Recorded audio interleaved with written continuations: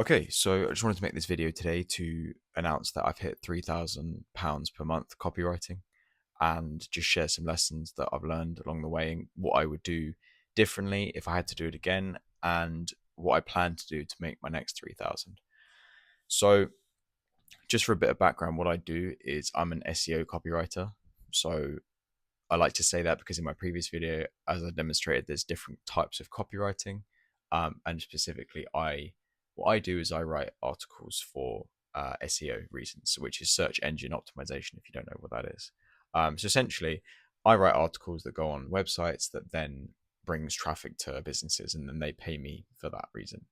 Um, Specifically, I'm in the finance niche, so I write for brands that are like banks or other things like that. So um, that's also the niche that I've picked. Um, I have 5 clients so far, and essentially, I have fixed contracts with them. So I do fixed pieces that are set for every week. So I have a fixed price for those pieces. So I have a fixed price for the article, and I also do emails as well. And then I also do reports and stuff like that. So yeah, um, it pretty much started about in October 2022. So actually quite a long time ago, where I used to do Fiverr work. So I used to write articles on Fiverr. And I used to do little bits here and there for a bit of money on Fiverr. And I did that for a while, and I was just working a main job and just going about my life. And then I started to get into the whole making money online uh, space, and I started to realize actually there's a lot of money in copywriting, and I'm already doing that, but I'm not making that much money. So I decided to focus a bit more on copywriting in 2023. I did a bunch of other stuff. I did a bit of drop shipping. I did a bit of like blogging. I tried to like make a blog to get traffic to it and charge ad revenue on that, but that didn't go very well. So I failed a few times, but I had this always had this one client that I wrote for, and at the time I was doing about £80 an article. Um, and I still work with this client to this day, but I charge more than that now. But essentially I thought, okay, I need to double down on this copywriting thing because there's people making good money off it, and I need to essentially do it myself. So on New Year's Day in 2024, I was like, right, I'm gonna set out this year and I'm gonna make it work. So this video is a bit of a celebration that it has worked, and I'm looking at quitting my main job, or at least turning them into a client as well. I'm making a proper business out of this. So what I did essentially is uh, I built a bit more of a portfolio, a bit more of an offering. I doubled down on the niche as well. So I said, okay, I'm specifically going to do finance, and that's going to be my thing. Um, and then I started emailing lots of people. I started outreach. Um, and then I landed a few clients from that. I've sort of built up my LinkedIn a bit more, and I got a few clients from that. I asked around. Um, I met a few people on Substack. If you don't know what that is, it's like a newsletter platform. But I met a few people on Substack, and then I landed a client through that as well. So they've all come from like different places, and I have 5 consistent clients, and then 2 that sort of come and go, like every now and then. They don't always need monthly or weekly work. Um, so yeah, but I've essentially grouped up these clients from a bunch of different places, um, and I think this is the main misconception that a lot of people have, is that they think you're going to come up with the perfect system and then you're going to get an influx of perfect clients. And in reality, that's not how it works. You find clients in all kinds of different spaces and different ways, and all clients are different. They're not all going to fit. If you're doing B2B, which generally copywriters do, you're going to need to pitch to different types of businesses, and these businesses are all going to be different. For example, my clients, I've got some that are like giant organizations, some that are slightly smaller, and then I've got one that's just one guy, and they're not all going to have the same needs. They're not all going to be the same. They're not all going to behave the same, and they all want different things. Like even within the niche of finance, they all actually do very different things. They're all completely different.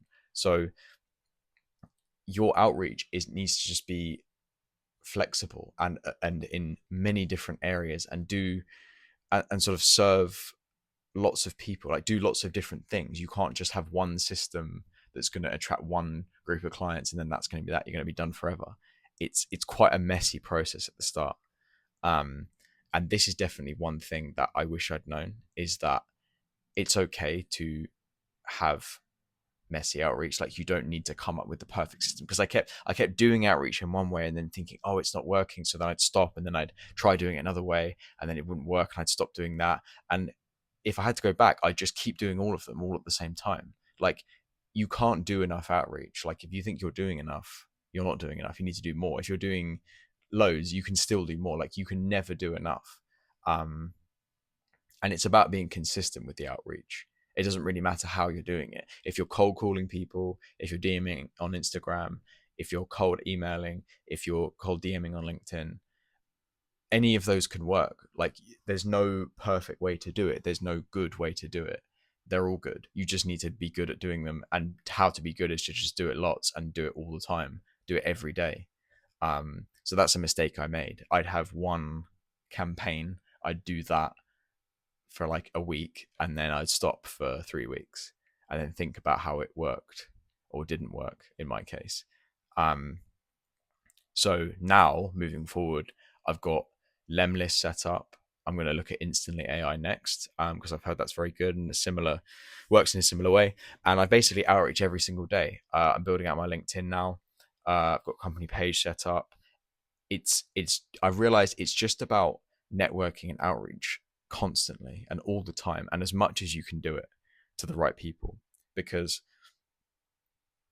you make the mistake of thinking that there's going to be a hack or there's some oasis of perfect clients that are just waiting for you to give you all their money. But in reality, that's not the case. And also, clients are not necessarily going to know, the most valuable clients are not necessarily going to know what you do or the value you provide.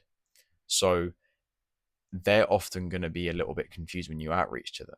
And that's okay, because that means that you can then provide good services to them. They need your expertise, you know. But then others are going to know exactly what you do, and they're going to say, yes, we actually need someone exactly like you, and can you do it? So take this into account as well. Like, companies are going to have different levels of experience and knowledge about copywriting, what you do. Because, for example, one client I have, they just knew exactly what they needed and they tell me, and that's it. They didn't need me to pitch them this cool idea about how I'm gonna do these things for their business. But then, for example, another client, he has a knowledge of it, but he doesn't really know what to do. So then I had to step in and help him and do those things for him, and we work together to this day.